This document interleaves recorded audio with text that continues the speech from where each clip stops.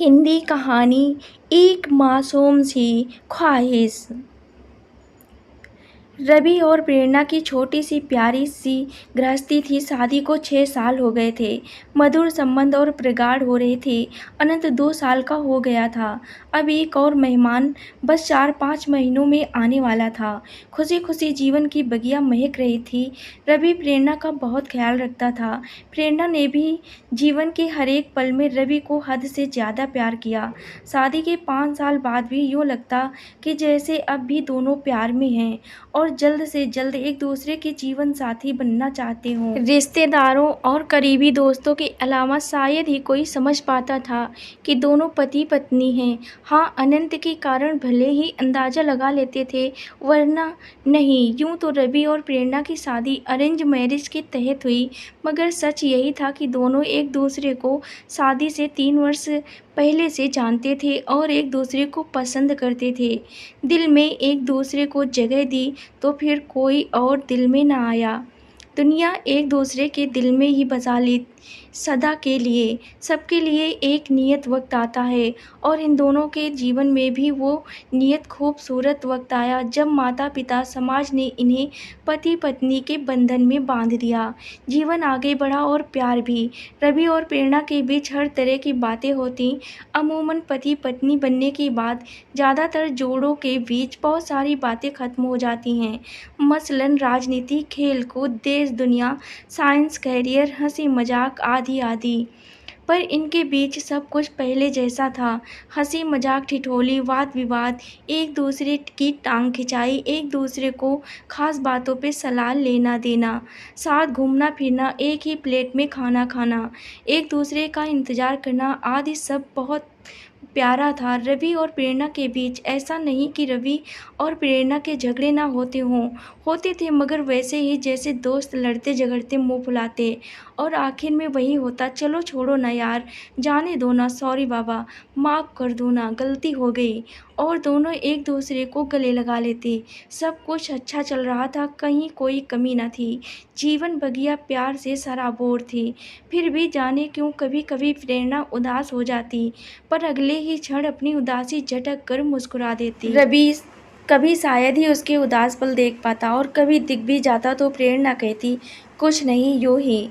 अनंत के साथ दोनों के जीवन और निरंतर करियर की प्रगति से दोनों इतने खुश थे कि कई लोगों के मन में ईर्ष्या भी पैदा हो जाती।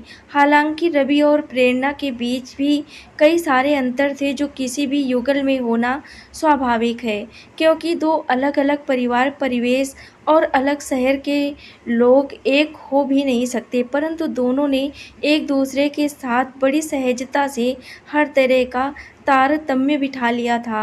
प्रेम चीज़ ही ऐसी है जो स्वयं का त्याग कर दूसरों को खुश रखने की कला सिखा ही देती है। मगर इन सब बातों के बीच एक ऐसी बात थी, एक ऐसी आदत रवि की जो प्रेरणा कभी भी दिल से एक्सेप्ट नहीं कर सकी। हालांकि उसने कोशिश बहुत की। उसने कई बार रवि से कहा भी, बहुत मिन्नतें भी की कि प्लीज़ इस आदत को छोड़ दो।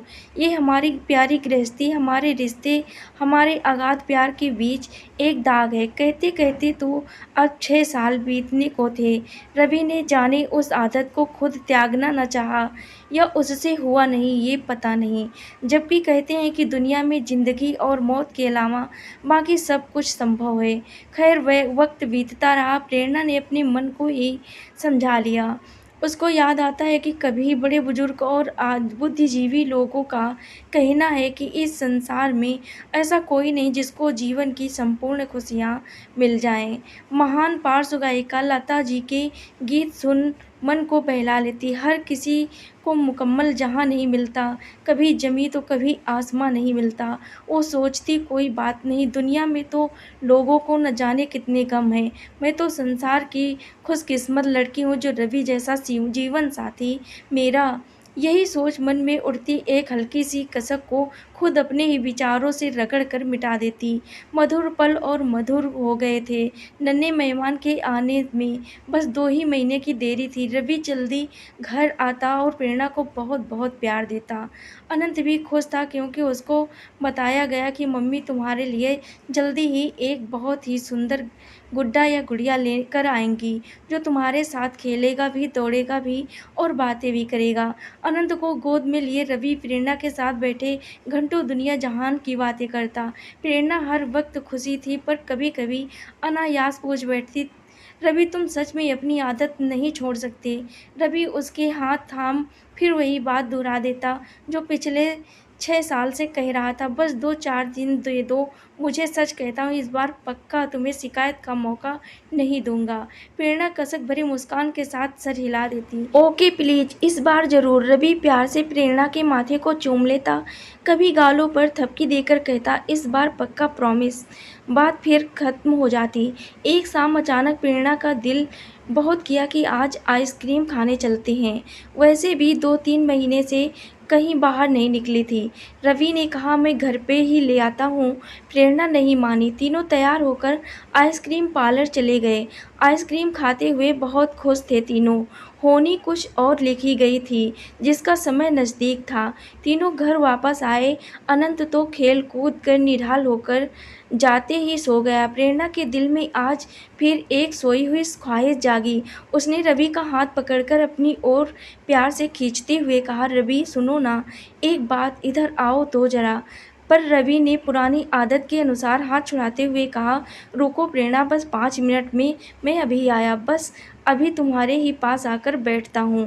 कहकर रवि बालकनी में चला गया और सिगरेट पीने लगा। अचानक ही प्रेरणा की तेज चीख सुनकर रवि दौड़ा। प्रेरणा वॉशरूम में लहूलुहान पड़ी थी। अब बस उसकी आंखें कुछ कह रही थी, पर उसके मुंह से कोई आवाज़ नहीं निकल रही थी। रवि के प्राण ही सूख चले। उसने घड़ी भर बिना देरी किए एम्बुलेंस बुलाया और प्रेरणा को कुछ ही पल में हॉस्पिटल पहुंचाया गया। तत्काल इलाज शुरू हुआ। रवि जब तक अपने माता पिता और प्रेरणा के घर वालों को भी खबर कर चुका था। सभी आ गए, सभी प्रेरणा के लिए चिंतित और दुखी थे। उधर अनंत घर में अकेला था। सिर्फ नौकरों के भरोसे छोटा बच्चा नहीं रह सकता, इसलिए रवि की माँ को घर जाना पड़ा। इधर डॉक्टर से प्रेरणा की कंडीशन को अब भी खतरे में बता रहे थे।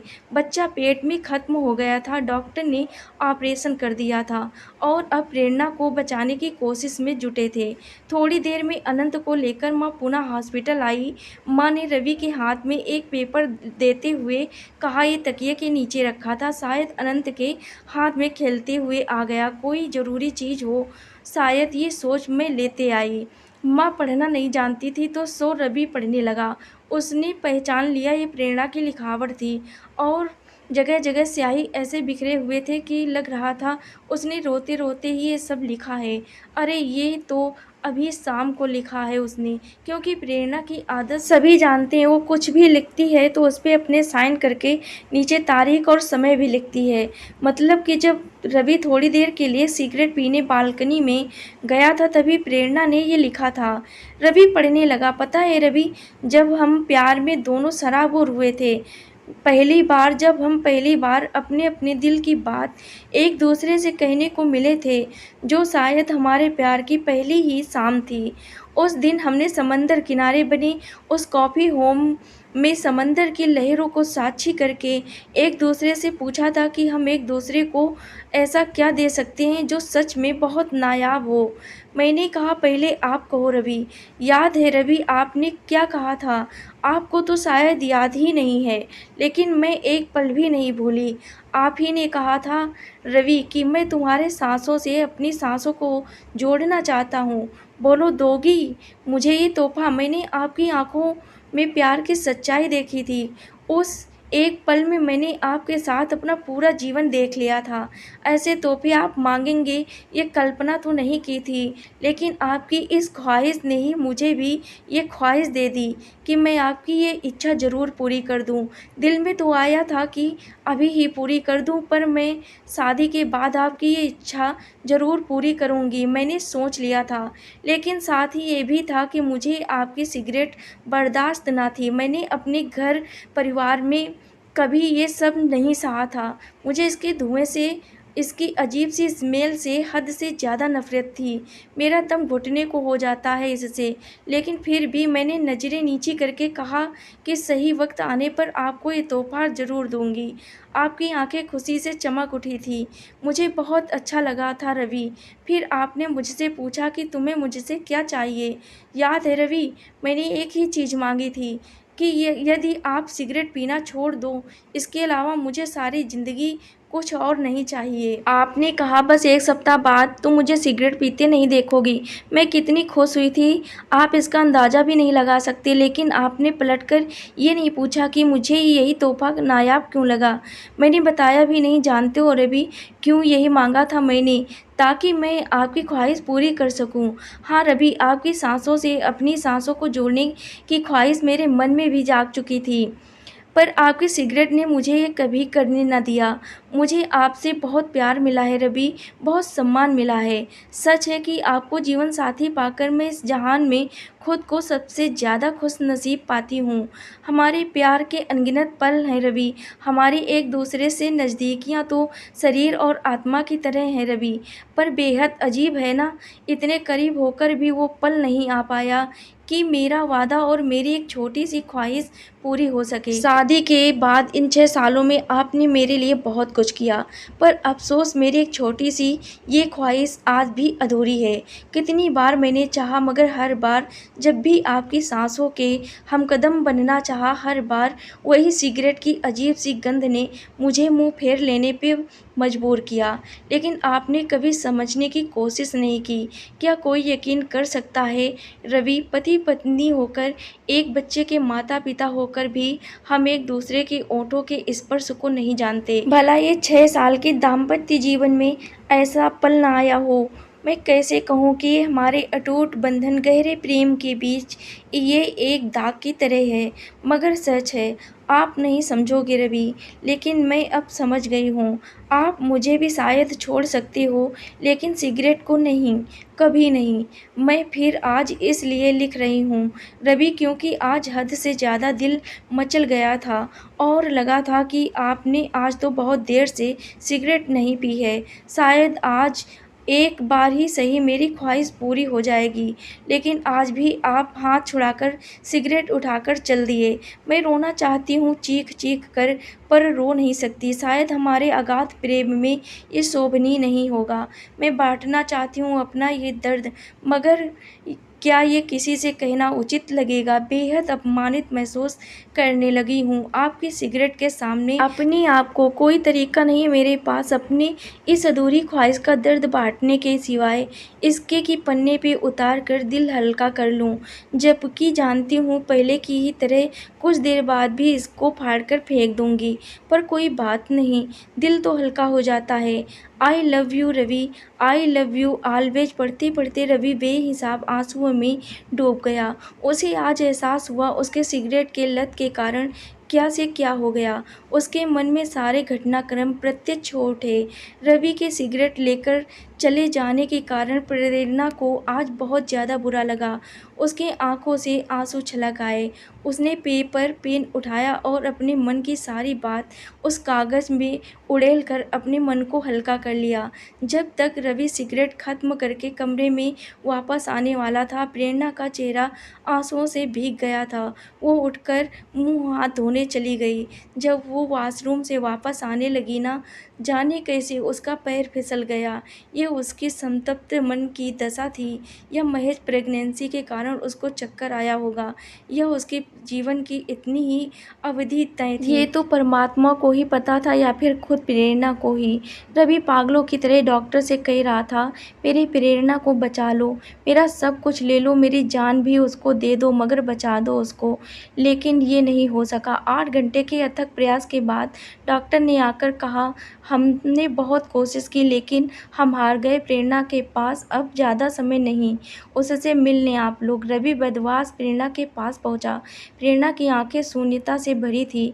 रवि ने उसका हाथ थामा और पागलों की तरह कहने लगा, प्रेरणा, मुझे छोड़कर मत जाओ, मत जाओ प्रेरणा, मैं तुम्हारी हर बात मान लूँगा। आज से, अभी से, अब नहीं टालूँगा, एक सेकंड भी नहीं। बस मत जाओ, मत जाओ मुझे छोड़कर। प्रेरणा की आंखें रवि के चेहरे पे टिक गई। वो बहुत मुश्किल से जरा सी मुस्कुराई और अपने होठों पे एक मासूम सी ख्वाहिश सजाए हमेशा के लिए खामोश हो गई। दोस्तों, और भी कहानी सुनने के लिए चैनल को सब्सक्राइब करें। धन्यवाद।